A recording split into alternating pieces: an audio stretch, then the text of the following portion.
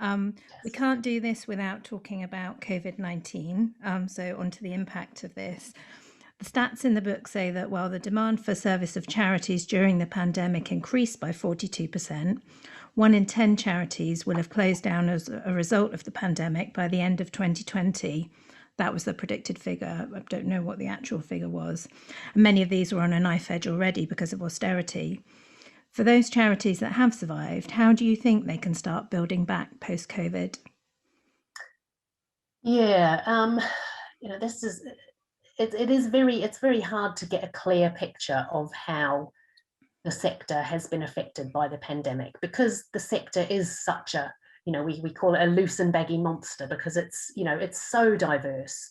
There are so many different types and size of charities with different business models. And it is, it's hard to get a clear picture still at this stage, I think, a year in, um, to see how charities have been affected.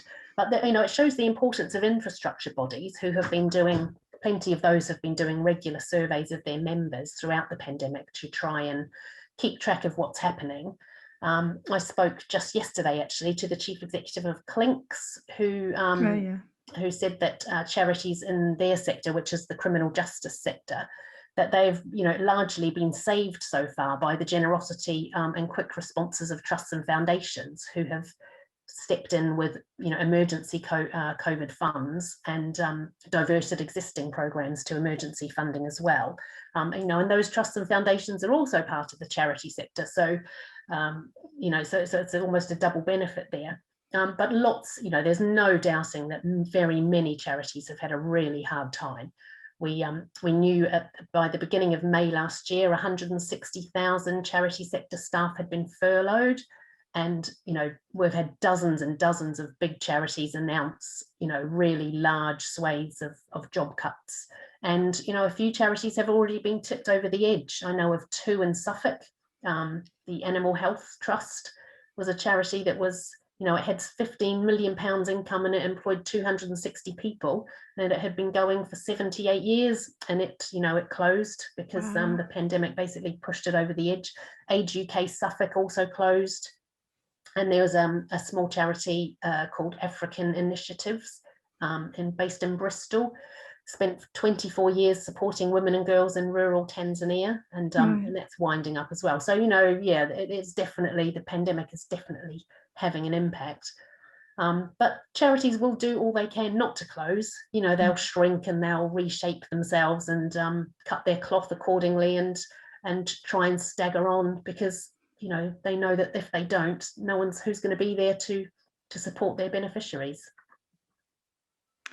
God, it just shows, doesn't it, that the devastation caused by the pandemic just Yeah. spreads out through Mm. things like this, doesn't it? And the thing is, I think, even when things reopen, you can't just, restarting fundraising is not something that you can do just in an instant. No. It's a process, fundraising. And yeah, it's going to be difficult for many charities. However, that said, they're you're on, just to answer your question about building back.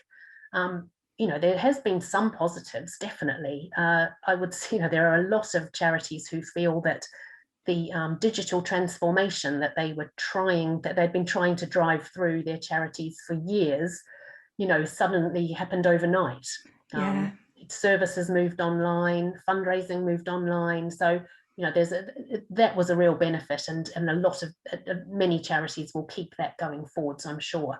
Um, and But I don't think there's very much optimism at the moment. I get the sense that charities are pretty knackered. Chief Yeah. execs have had to lay people off, cut services, and it's not over yet, I'm afraid. It's depressing, isn't it? But Mm, maybe we've all recognized the value of charities a bit more during the pandemic as well, and we maybe hope that'll so. help in the long We hope run. so.